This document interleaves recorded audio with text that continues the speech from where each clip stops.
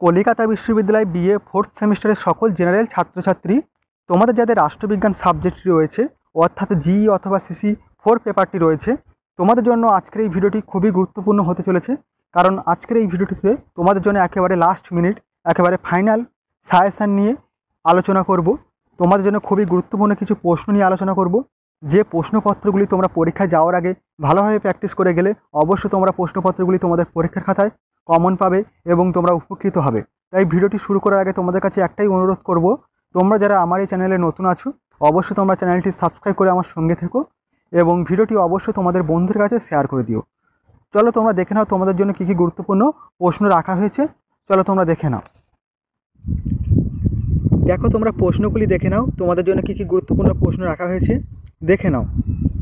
প্রথমে তোমাদের মডিউল 1 থেকে কিছু গুরুত্বপূর্ণ 15 নম্বরের প্রশ্ন রাখা হয়েছে, দেখে নাও। প্রথম প্রশ্ন রাখা হয়েছে, দেখো, আন্তর্জাতিক সম্পর্কের পরিধি আলোচনা করো। খুবই গুরুত্বপূর্ণ একটি প্রশ্ন। এবং দ্বিতীয় প্রশ্ন রাখা হয়েছে, দ্বিতীয় ঠান্ডা লড়াইয়ের ক্ষেত্রে দাঁতাতের বিবর্তন ও বিশ্লেষণ করো। মোস্ট ইম্পর্টেন্ট প্রশ্ন। এবং তৃতীয় প্রশ্ন রাখা হয়েছে, ঠান্ডা যুদ্ধের বিভিন্ন পর্যায়গুলি আলোচনা করো। খুবই গুরুত্বপূর্ণ একটি প্রশ্ন। এবং চতুর্থ প্রশ্ন রাখা হয়েছে, দেখো, আন্তর্জাতিক সম্পর্কের আলোচনায় নারীবাদী দৃষ্টিভঙ্গি আলোচনা করো। মোস্ট ইম্পর্টেন্ট প্রশ্ন। তোমাদের মডিউল 1 থেকে তোমাদের মাত্র 4টি 15 নম্বরের প্রশ্ন রাখা হয়েছে। অবশ্যই এই 4টি প্রশ্ন তোমরা গুরুত্ব সহকারে ভালোভাবে প্র্যাকটিস করো। অবশ্যই তোমরা এই প্রশ্নগুলি তোমাদের পরীক্ষার খাতায় অবশ্যই তোমরা কমন পাবে। এবং পরবর্তী দেখো তোমাদের মডিউল 2 থেকে যে 15 নম্বরের প্রশ্নগুলি পড়তে হবে দেখে নাও। প্রথম প্রশ্ন রাখা হয়েছে, দেখো, ঠান্ডা যুদ্ধের পরিস্থিতিতে আন্তর্জাতিক রাজনীতির প্রকৃতি আলোচনা করো। ঠান্ডা যুদ্ধের পরিস্থিতিতে আন্তর্জাতিক রাজনীতির প্রকৃতি আলোচনা করো। খুবই গুরুত্বপূর্ণ একটি প্রশ্ন। এবং দ্বিতীয় প্রশ্ন রাখা হয়েছে, দেখো, একবিংশ শতাব্দীর আন্তর্জাতিক রাজনীতিতে চীন এবং জাপানের গুরুত্ব বিশ্লেষণ করো। মোস্ট ইম্পর্টেন্ট প্রশ্ন। এবং তৃতীয় প্রশ্ন রাখা হয়েছে, দেখো, ভারতের পররাষ্ট্রনীতির মূল বৈশিষ্ট্যগুলি আলোচনা করো।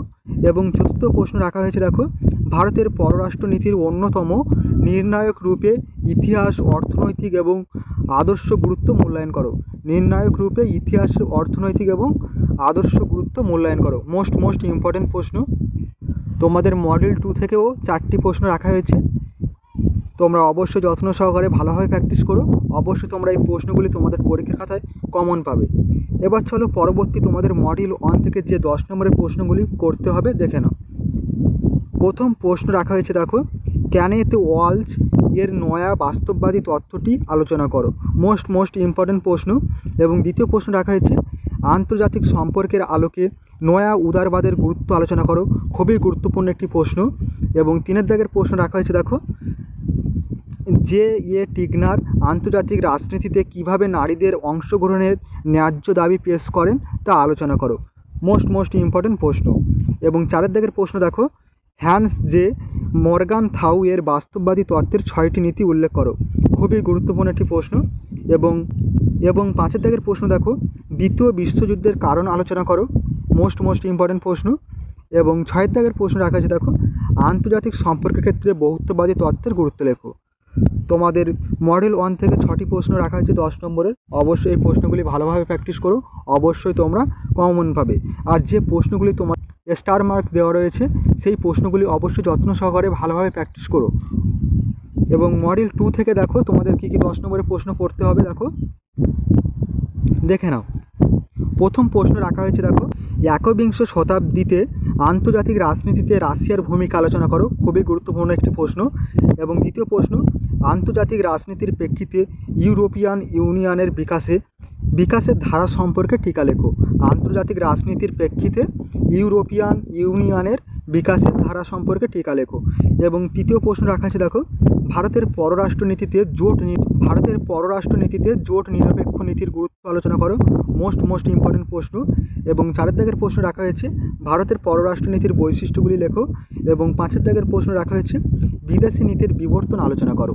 তোমাদের মডিউল 2 থেকেও 5টি তোমাদের 10 নম্বরের প্রশ্ন রাখা হয়েছে। এই প্রশ্নগুলি তোমরা অবশ্যই ভালোভাবে প্র্যাকটিস করো। অবশ্যই তোমাদের পরীক্ষার খাতায় তোমরা কমন পাবে এবং তোমরা উপকৃত হবে। ভিডিওটি আজ এই পর্যন্ত। তোমাদের সঙ্গে দেখা হবে পরবর্তী ভিডিওতে। তোমরা সকলেই ভালো থেকো, ভালোভাবে পড়াশুনো করো।